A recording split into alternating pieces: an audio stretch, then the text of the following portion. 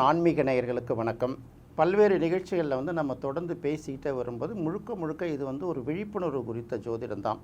அந்த வகையில் குருவை பற்றி நம்ம ரொம்ப தெளிவாக பார்க்க வேண்டியதாக இருக்குது. ஒரு ஜாதகத்தில் குரு எந்த அளவுக்கு வலிமையாக இருக்கோ அந்த அளவுக்கு அந்த மனிதர்களுடைய அந்த தன்மை, அறிவு தன்மை, அடுத்தவர்களுக்கு வழிகாட்டக்கூடிய தன்மை அதிகமாக இருக்கும் அப்படிங்கிறது இது பாரம்பரியமான ஜோதிடத்திலும் சரி, நம்ம அனுபவத்திலும் சில கண்டறியக்கூடிய உண்மைகளாக இருக்குது. இதே குரு வலிமை பெற்று 8ஆம் இடத்துலையோ 6ஆம் இடத்துலையோ 12ஆம் இடத்துலையோ மறைந்தால் அவர்களுக்கு அது இருக்குமா இருக்காதா அப்படின்னு பார்க்கும்போது கண்டிப்பாக அந்த திறமைகள்லாம் இருக்கும்.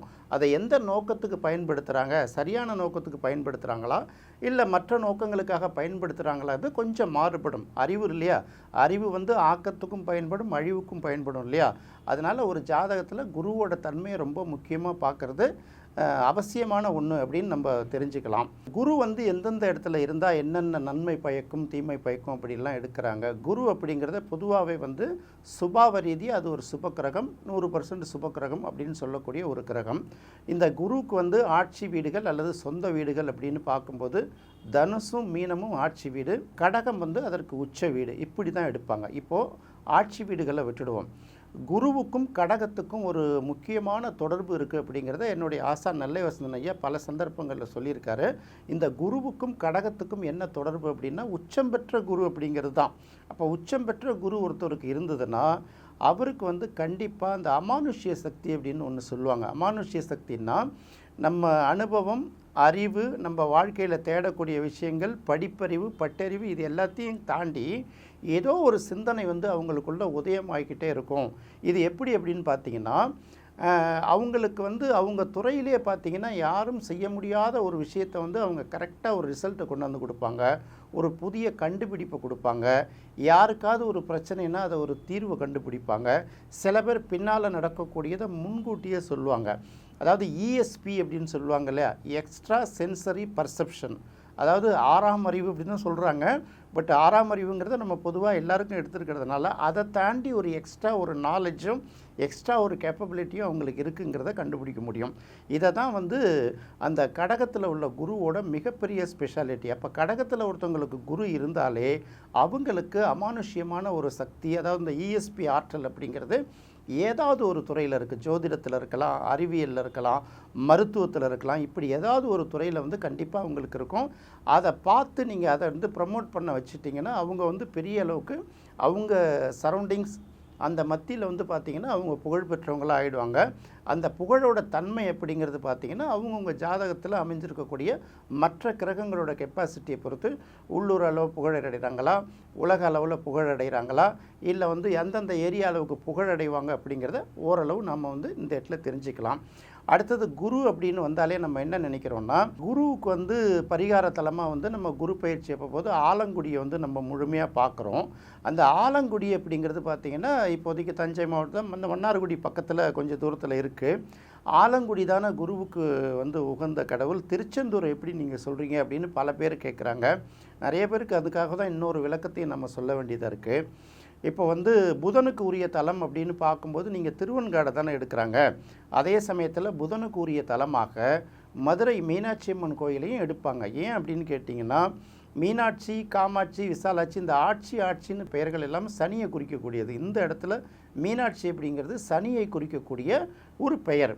அடுத்தது சுந்தரேஸ்வரர் அப்படின்னு பார்க்கும்போது சுந்தரம் அப்படின்னா அழகு, அழகுங்கிற இடத்துல இந்த இடத்துல நம்ம குருவை எடுத்துக்கணும். அப்போ மீனாட்சி சுந்தரேஸ்வரர் சேரும்போது அது புதனுடைய தலமாக மாறிவிடுகிறது. அது எப்படி புதனுடைய தலமாக மாறும் அப்படின்னு ஒரு கேள்வி வரும் இல்லையா. இதுக்கு தான் ஒரு சின்ன உதாரணம். இது இன்னொரு தொலைக்காட்சியில் இன்னொரு யூடியூப் நிகழ்ச்சியில் கூட நான் பேசியிருக்கேன். அது எந்த அளவுக்கு ரீச் ஆகுன்னு தெரியல. இருந்தாலும் நம்ம நேயர்களும் இதை தெரிஞ்சுக்கணுங்கிறதுனால தான் இந்த டாப்பிக்கை நான் இந்த நிகழ்ச்சியிலையும் பேசுகிறேன். அப்போ குரு அப்படிங்கிறது மஞ்சள் நிறத்தை குறிக்கக்கூடிய ஒரு கிரகம். சனி அப்படிங்கிறது நீல நிறத்தை குறிக்கக்கூடிய ஒரு கிரகம். இப்போது நீலத்தையும் மஞ்சளையும் சம பங்கு எடுத்து அந்த ஒரு வண்ண கலவையோ இங்கையோ நீங்கள் இணைச்சிங்கன்னா அதோட நிறம் பச்சையாக மாறிடும். இன்னும் சொல்லப்போனால் இந்த பெயிண்டிங்ஸ்லாம் வீட்டுக்கு அடிக்கிறாங்க, கலரிங்ஸ் கொடுக்குறவங்களை கேட்டிங்கன்னா இந்த பர்சன்டேஜை கரெக்டாக சொல்லுவாங்க. அப்போ பச்சை, நீலமும் மஞ்சளும் சேர்ந்து பச்சையாகுதுன்னா பச்சைங்கிறது இந்த இடத்துல புதனை குறிக்கிறது இல்லையா. அதனால தான் அந்த நம்ம மதுரை மீனாட்சி அம்மன் கோயில் புதனுக்குரிய பரிகார தலமாகவும் எடுத்துக்கொள்ளப்படுகிறது அப்படிங்கிறது நம்ம பார்க்குறோம். அதே மாதிரி தான் திருச்செந்தூரை ஏன் நம்ம குருவோட பரிகார தலமாக எடுக்கிறோம் ஆலங்குடியை விட்டுட்டு அப்படின்னு பார்க்கும்போது, ஆலங்குடி குருவோட பரிகார தலம் இல்லைன்னு சொல்லலை. திருச்செந்தூரும் குருவுக்கு உகந்த பரிகார தலம். அதுவும் குறிப்பாக கடகத்தில் குரு இருந்தால், இங்கே இடத்துல கடற்கரை அப்படிங்கிற ஒரு விஷயத்தை நம்ம பார்க்க வேண்டியதாக இருக்குது. சில இடங்களில் குருங்கிற கிரகம்ங்கிறது குமார் அப்படிங்கிற ஒரு பெயர் உள்ளதாக இருக்கும், சில இடங்களில் குமரனுங்கிற பெயர் உடையதாக இருக்கும். இது கடற்கரையை ஒட்டி இருக்கிறதுனால கடகத்தில் குரு உள்ளவர்கள் வந்து திருச்செந்தூர் போயிட்டு வந்தாங்கன்னா அவங்களுடைய வாழ்க்கையில் ஏதாவது ஒரு நல்ல திருப்புமுனை அமையுங்கிறத நெல்லை வசந்தன் ஐயா வந்து பல இடங்களில் சொல்லியிருக்காரு. அவர் கூட இருந்த என்ன மாதிரி சில பேருக்கு புரியும். அதனால தான் வந்து கடகத்தோட குருவுக்கு என்ன அவ்வளோ பவர் அப்படின்னு பல பேர் கேட்பாங்க. கடகத்தில் இருக்கக்கூடிய குருவுக்கு நிச்சயமாக அந்த எப்போதுமே குரு உச்சம் பெற்றாலே அதுக்கு ஒரு பவர் தானே. அது வந்து 6ஆம் இடத்துல இருக்கா, 8ஆம் இடத்துல இருக்கா, லக்னத்திலேருந்து அல்லது 12ஆம் இடத்துல இருக்கா அப்படின்னு பார்க்கும்போது அந்த தன்மையில் சில மாறுபாடுகள் வரலாமே தவிர, கண்டிப்பாக குரு வந்து கடகத்தில் இருக்கிறவங்க அத்தனை பேருக்குமே ஏதாவது ஒரு வகையில் அபார சக்தியாக இருப்பாங்க. கடகத்தில் இருக்கக்கூடிய குருவை பார்க்கக்கூடிய கிரகங்கள் சில சுப கிரகங்கள் பார்க்கும், குருவோட நட்பு கிரகங்கள் பார்க்கும். அந்த மாதிரி பார்வை செய்யும்போது அந்த குருவுக்கு வந்து அந்த தன்மைக்கேற்ப சில மாறுபாடுகள் உருவாகும். சில பேர் பார்த்திங்கன்னா கல்வித்துறையில் மிகப்பெரிய அளவுக்கு சாதிக்கிறவங்களாக இருப்பாங்க. அறிவு சார்ந்த துறை தான், அது வந்து என்ன துறையாக இருந்தாலும் இருக்கலாம். இந்த மக்களுக்கு பயன்படக்கூடிய அளவுக்கு ஒரு விஷயத்தை சொல்லுவாங்க. அதாவது நம்ம பல்வேறு பிரச்சனைகளை தேடிக்கிட்டு போயிட்டே வந்திருப்போம். இதுக்கு விடை எங்கே கண்டுபிடிக்கிறதுனே தெரியாமல் இருக்கும். அவங்க என்ன பண்ணுவாங்க, அப்படியே கொஞ்சம் யோசித்து என்ன பண்ணுவாங்க, அவங்க ஒரு பதிலை சொல்லுவாங்க. அது நமக்கு ஏற்புடையதாகவும் இருக்கும், ப்ராக்டிக்கலாகவும் அதை சக்ஸஸ் பண்ணும். இது எங்கேயோ அவங்களுக்கு ஏற்கனவே நடந்த மாதிரியும் தெரிஞ்ச மாதிரியும் சில விஷயங்கள் சொல்லுவாங்கள்ல. இதுதான் கடகத்தில் இருக்கக்கூடிய குருவுக்கு மிகப்பெரிய சிறப்பு தன்மை அப்படிங்கிறத நாம் புரிஞ்சிக்க வேண்டியிருக்கு. அதனால் கடகத்தில் குரு இருக்கக்கூடிய அத்தனை பேருமே ஏதாவது ஒரு வியாழக்கிழமை அன்று திருச்செந்தூர் முருகனை வழிபட்டு வந்தாங்கன்னா அவங்களுக்கு கிடைக்கக்கூடிய அந்த அமானுஷ்ய சக்தி, இந்த எக்ஸ்ட்ரா நாலேஜ், இந்த எக்ஸ்ட்ராவோட இந்த டேலண்ட்லாம் இருக்குது இல்லையா, இதெல்லாம் நிச்சயமாக அதிகரிக்கும். நிச்சயமாக இந்த நிகழ்ச்சி உங்களுக்கு பயனுள்ளதாக இருக்கும்னு நினைக்கிறேன்.